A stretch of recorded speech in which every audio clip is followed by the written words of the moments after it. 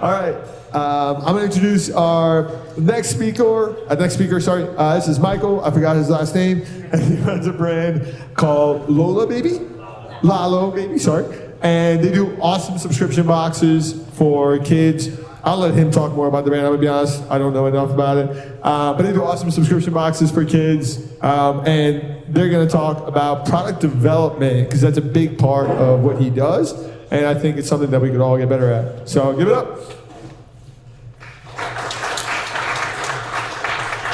Hey, Mike, good to see you. Hassan just did a wonderful job introducing you, but why don't you just, tell everyone a little bit more about your background and about Lalo. Sure. So I'm Michael Wieder, co-founder of Lalo. We make baby and toddler products for the family home. And whatever you think of baby, think the opposite. And that's kind of how we've come to market. And we started with a brand first. So we're a lot of businesses in our space, they start with a product first and they try to solve one problem that a parent has. We started with the customer and the bigger problem they had, which was that brands weren't connecting with them. They weren't actually listening to what they needed. And our products are actually an extension of what we've built as a brand. Could you give everyone a sense of just where you guys are as a business, kind of size, so people have that sense? Yeah, so as a business, we're doing mid 8 figures revenue.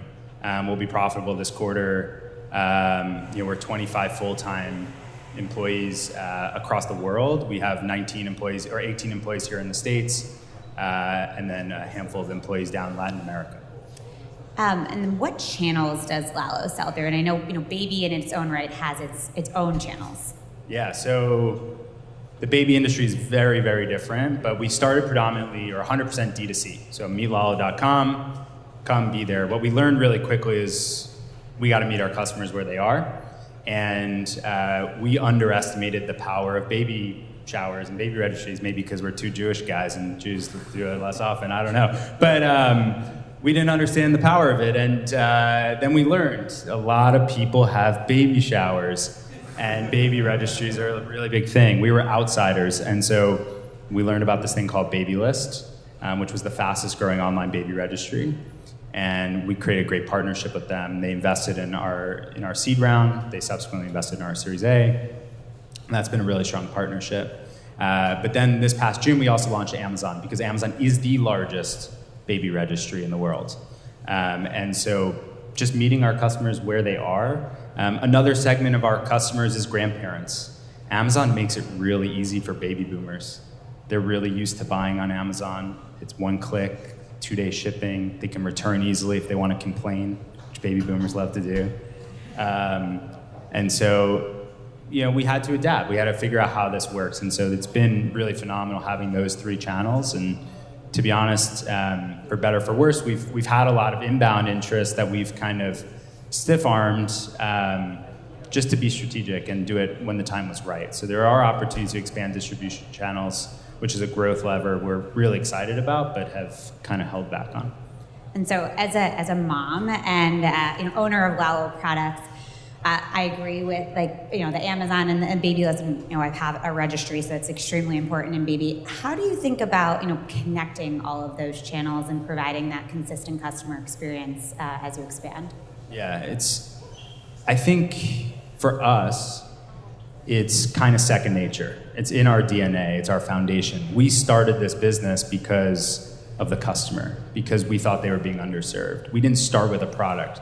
So that being so ingrained in who we are, it makes it kind of easy. We scrutinize every little thing. We think about, first response time in terms of our CX, it's like 6 minutes. That's insane. It's so much beyond any benchmark that's out there. But we also hold that same accountability on Amazon. We're selling FBA, but any comment that comes in, we're getting back to anything that comes back. And people come directly to us as a brand. So even if they're buying in another sales channel or they're getting something as a gift, they often come back to us. So we treat everybody the same no matter where they bought it, because the power of word of mouth in our space, any space is important, but in our space, it's at a whole different magnitude because it's actually where the customer starts no matter what. As you know, people have spreadsheets about what baby products you need. And so if you're not on those spreadsheets, you're not getting sales. And so, congrats on the new product launch, the Play Boxes. Can you take everyone through the process of new product development, how you identified this was an area that you wanted to go into, and take us through that journey? Yeah, I think because we are so customer first, we try to approach everything from a human lens. How would I want to be treated? And we're so customer centric that we do things that maybe you'd feel would be appropriate for a smaller company. I love the clips of the plain text emails from the last group. Avi doing that I love plain text emails. We send probably at least one a month, besides what's in flows that we send, that come from me or my co-founder Greg. And typically they're when we want our customers to take action and take action quickly. And so one thing we do every 6 months is we send a product survey out, or a brand survey out to our customers saying, and we disguise it a little bit. We do it as an application to our customer council. So we say, another shout out to their presentation, the scarcity thing, be part of an exclusive elite club. We say we're accepting 15 people to our customer council. Apply here. It's gonna close in a week. And what we end up getting is we get thousands of responses, applications to our customer council. But what it is a survey. And it informs us, what are we doing well? What are we not doing well? And what products do you want to see next? And so every time I go line by line in this because I'm crazy, but I see this person doesn't know that we launched this thing last year. They're asking for it as a new product. So that tells us we need to do a better job marketing to repeat customers. But we also have a timing thing with our customers because people outgrow things. But that product feedback of what do you want to see next from us powers our entire roadmap. So the Play Boxes was in the top 3 things for 3 straight of these surveys. So 18 months straight, we were hearing, I want toys, I want wooden toys, I want sustainable toys, I want toy subscription, or I want to love every competitor. And it was shocking how many people used another brand by name. And we said, okay, people want another option. It's very clear. How are we going to do it? How are we going to do it the Lalo way? And so the first time we saw, we're like, we're not touching toys. Second time, we're like, we should think about toys. Third time is like, we got to fucking figure this out. And so we were like, we don't know how to design toys. We don't know make toys. The compliance around toys is really intense. So we found the most sustainable toy manufacturer in the world based in Thailand called Plan Toys. And we approached them and said, hey, would you guys like to make our toys and help us design them? And they said, absolutely, we're extremely aligned. And so it was about a year of development going in, and we brought on an educator to help us write content around the toys and decide which toys belonged in boxes for each stage. And the other thing we did in that process was listen we wanted to understand. What we thought was interesting was Love Every, for those of you who don't know, kind of created this subscription toy box market. Why were customers starving for something different? And one thing we uncovered is not everybody wanted subscription. And so we've given now customers the option to buy boxes one-off or subscribe. You save when you subscribe, and you pay shipping, and don't save when you don't subscribe, but you can have that trial aspect. And so we're 2 weeks and change into it, and the data's been really mind-blowing. Amazing. So it is a toy box, and then there's different boxes for each by stage. age, yeah. So 0 to 12 weeks, 3 to 4 months, 5 to 6 months, and for the first year it's every 2, and then the second year it's every 3 months. And how do you think about the product itself and the unboxing experience, and how you continue to kind of deliver that customer experience? Yeah. So the first thing. I think one benefit that I have is, my title, part of my title is CMO. So I'm a marketer, I'm a brand marketer by trade. And so but I also oversee product design and development. And the thing that I'm thinking about always as I'm designing product is, what is this going to look like in an ad? What is it going to look like on our website? Is it going to photograph well? And so when we're looking at color palettes, it's not just, is it going to look good in your home, but is it going to sell? Will people perceive it on the internet the same way when it arrives? Because the other thing that happens that leads to increased return rates in e-commerce is that lack of expectation and what you actually deliver. So we're thinking full cycle as we're developing product. How is it going to arrive when someone opens it? How is it going to make them feel? Remember that human-centric approach? that emotion, that how do you feel, needs to come through in the product, the unboxing, and then ultimately in the experience of using the product. And I could speak to the aesthetic of the Lalo toys, because you do talk about, I mean, that is a huge differentiator of your product, is that it looks good in the home. It doesn't look like this like super colorful, ugly Fisher-Price product. The Lalo product really fits within an aesthetic of the home that is beautiful. So knowing that Love Every was really this like entrenched competitor in the space and really created the market, how did you think about your product differently, as you launched? I guess the first thing, who here is an entrepreneur? All right, everybody. Who likes competition? Everybody. If you didn't, you wouldn't be an entrepreneur. I think I like to fucking win, right? So the only way you can win is if you have someone to go and compete against.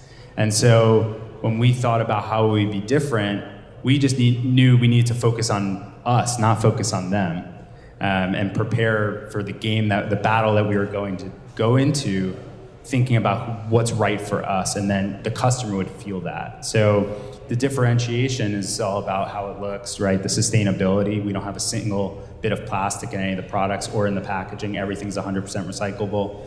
It's all sustainable rubber wood farming. And we have a donation program at the end. So when your toys stack up and you have all this clutter in your house, you can come back, click a button, or scan a QR code, and go into our replay program, which gets it to a family in need. You don't need any more. There's someone that does. Let's get it to them. So, that it feels very Lalo. Love that. And then, the launch itself, did you, how do you plan for that? What is pre-launch? What is launch? Is there a checklist that you have? How do you think about really supporting that? I have on my team someone that their title is Director of Special Projects. They're basically my chief of staff. And she project managed the whole go-to-market. And so our go-to-market for this isn't just the campaign and the ads that we have and the creative, but it's what's logistics doing, what's our site doing, what's merchandising doing to connect to Baby List, and we built a lot of custom tech for this product too. And so there were a lot of pieces to hold together, and we thought we'd be done a month before and be waiting. It was 5 a.m. the day of launch when we finished, but is a lot to hold together. You got to get it all together. But the creative, we built a whole identity just for this product line. So it started there, and that was into the packaging, the ads, the videos, the content, and it was an extension of the product. And then that went into the execution of everything. And it was the biggest team effort in our company history, definitely, to launch this line. And so you mentioned the subscription component that is optional.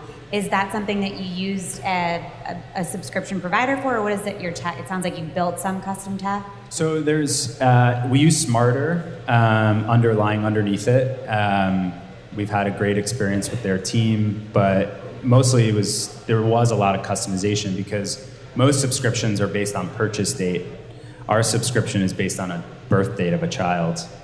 So we needed to build custom logic that basically our product manager had to write all this logic around these API calls that are made to overwrite the renewal date of a subscription, change the product. Because the other thing with subscription, usually you get collagen and then you get collagen and then you get collagen, right? For us, you get box 1, box 2, box 3. So we have to build this sequential subscription with not based on an order date, but based on another data field. And then the other thing we wanted to do was we wanted to understand who our customer was. So we require you to give us your kid's name. So every email that we subsequently send is, hey, Kate's box is coming. Get ready to learn about development for ages 5 months and 6 months. So we can build a deeper connection too. So a lot of different things went into that. So switching over to brand building, and something that I've noticed in your email signature, you actually have your kids' names as part of your title. Yeah. But talk to me about brand building in the space. I know that something that we've chatted about previously is the educational component that just comes with Baby, and talk about how that builds into the brand. Yeah, for us, when we set out to launch the brand in our space, the most important thing were 2 words: trust and validation. Being in our space, why would a parent trust a brand enough to buy their products for their baby. And we thought a lot about what our brand needed to embody in order to do that. And at the time when we launched, this is just about 4.5 years ago, we launched March 2019. My co-founder and I weren't parents. My wife and I were deep in the IVF process. And we have a hippo that's an icon that we barely use anymore, but it started because it's an ancient Egyptian symbol of fertility. In our first year, when we lost a ton of money, we also funded a fertility grant. And so for us, it was a little personal. It was our next stage in life. And it once again goes back to that human component. It was all about, you got to feel the brand. Would I respond to it, knowing that I'm the target customer? But at the same time, as we became parents, it shifted. At the beginning, we were able to really objectively listen, because although that was our next stage in life, we were not in that stage in life. Neither of us were expecting kids at the time, and we didn't have kids. So we were able to take in information through surveys, through conversation, and listen and dissect and kind of throw out garbage feedback and really understand the common threads of feedback we were hearing to form the brand. We also did it all in-house, building the brand. And I have a gripe with the word brand, because we're building a brand. What we're building is a brand.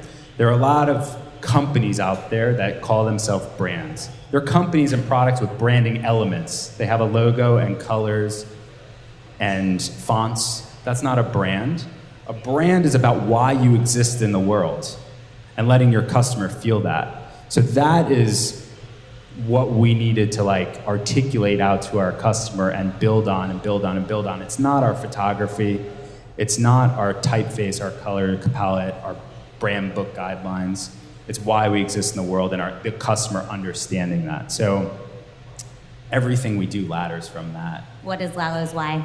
We exist to make parents' lives easier, and to make parents more confident in their life as a parent. So. And has that been easier now as a parent, or because you also mentioned the objective side of before you were a parent? Yeah, it's harder. It's harder because when you're in it, you have to remind yourself your experience isn't the only one. When you're not in it, you can more objectively take it in. And so you have to work really hard. But what we've done is we have a team of 80% parents. So we're able to kind of survey even just our own employees to figure out different perspectives. And we also have employees that live in 9 different states and 4 different countries. So we get different perspectives, different cultures, different upbringings. We have people that are high school educated and people that have graduate degrees. So. And so I noticed you had something called Lalopalooza. Mm-hmm. Tell me what that was. Lollapalooza. It was today, actually. We do it in the fall and in the spring. It's a free concert in the biggest playground in Park Slope every week for 6 weeks. And the next week is the last one. It's our Halloween costume party one. And it doesn't cost us a lot of money, but it's an unbelievable community initiative where people, mostly caretakers and parents, come with kids ages 0 to 2 mostly, which is our sweet spot. And they come and have a good time. And we have free music and coloring and giant bubbles. We staff it with 2 people from our team that show up every week, volunteer. 1 person on the marketing team goes every week. And then people from all of our team, we only have 5 or 6 people that live in New York on our team, and people volunteer. So it's our head of operations goes and hangs out at a kid's concert, and when he does it, his family comes, and it's so nice. And our KPI on that is smiles. It's just smiles. But it's funny when sales is not the thing, but when we've tracked trailing sales in that zip code in the 6 months after the series, it's through the roof and way ahead of any other zip code in terms of growth. So, smiles can turn to dollars. So how are we scaling Lalopalooza to other markets? We are looking into it. All right, and bubbles are, that's a clear Bubbles winner. are big. All right, so just to wrap up here, a lot of entrepreneurs and operators in the room. What's one piece of advice that you give to them? Oh, man. So I think it's funny being out with something like this, right? We're sharing playbooks, and it was a great BFCM playbook that you guys just saw. I encourage everybody to write their own playbook. So when you take in this information, whether it be from me or anybody else, you sift through it and you think about, how does this apply to my business? How would I change what he or she said as it applies to the industry I'm in, the customer that I serve, and not just take it on its surface. Because what works for one brand may not work for another brand. But one thing is absolutely true: the only way best practices get created are when people fuck shit up. So if you're not willing to fuck shit up, you will not lead your industry. So write your own playbook. Don't just follow blindly. And yeah, take risks. What have you fucked up the most? What have we fucked up the most? Our approach to influencer has been really interesting. So for the first 3.5 years of Lalo, we never paid an influencer. Yet, our products were in the homes of Rihanna, Kim Kardashian, Coco Gauff, Ryan Reynolds and Blake Lively, and micro-influencers with 10 and 15,000 followers, just people that want our product. So if you create something great, people want it and they'll go spread the gospel for you. I think that's been a big part of us. And one thing we learned early on is that if you're trying to build something where you need to build trust and validation, other people's megaphones are way louder than your own. They're way more trustworthy than your own. Hassan, do we have time for questions? Yeah. Yes. Thank you. What tool do you use for surveying for your customer council size as the survey size? Yeah. The question was what tool we use for our survey. We use Airtable. We use Airtable to power our whole business, basically, because we can spin up data really. We use it for databasing a ton of stuff. It's super powerful. Email to link to your. Mm-hmm. Yep. Yeah, I had a question. I was on your site. I saw you have products as a collaboration with Paw Patrol. Yeah. So, that's a cool opportunity to partner with a massive brand or another Entity, yeah. Talk through that. How did you decide to do that? Did you reach out to them? Did they reach out to you? And how does that work for sharing revenue? Yeah, great question. So it's a licensing agreement is the long and short of it. We probably broke world records for the fastest licensed product to market. We concepted this in May and launched it in September. And the Paw Patrol Mighty movie came out September 28th. And so we were on a sprint to get it out in time for the movie. The secret, Paw Patrol's a very complex property. It was created by a company called Spin Master, which is the third largest toy company in the world. But the entertainment entity is owned by Paramount. They produce the movie, own the licensing rights, etc., or control the licensing rights, I should say. The secret behind it, to a degree, is that our Series A was led by Spin Master. So we were able to navigate it a little bit in a different way. But it's a really interesting partnership. Paw Patrol is the largest preschool property in the world and has a lot of traction on Amazon. So owns the number 11 search term on Amazon. What was the impetus to expanding onto Amazon? Was it growth targets? Was it somebody said, why are you have Amazon? What were the moments where you Yeah, I got a text from a guy named Jeff. No. We went on Amazon because we found out about our organic search volume on Amazon, and we were in the top 100,000 searches and not being sold on Amazon. And so we just did a quick calculation on the lost revenue not being there and thought we got to get there quick. But part of the reason we weren't there was because of our relationship with Baby List and sensitivity there. And then the timing was right to expand and do it. How did you find that search volume? Was it someone inside? There were using some tools and some people that had access to data was helpful, and yeah. Hassan can definitely help you with that.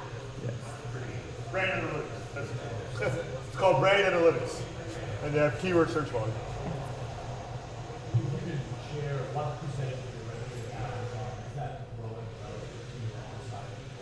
It's growing fast, really fast. We launched in June of this year.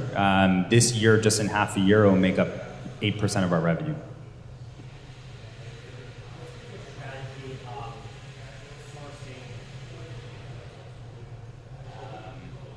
Having open DMs. Honestly, they come to us a lot. That's number one. Number two is a little bit of a snowball effect. One influencer posts, and then 10 will reach out saying, I love your product, can I get it for free?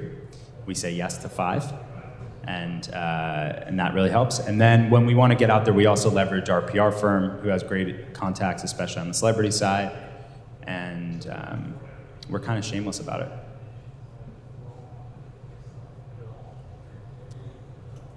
Okay, thanks, Michael. Hey, thank you, everybody. All right, thank you so much.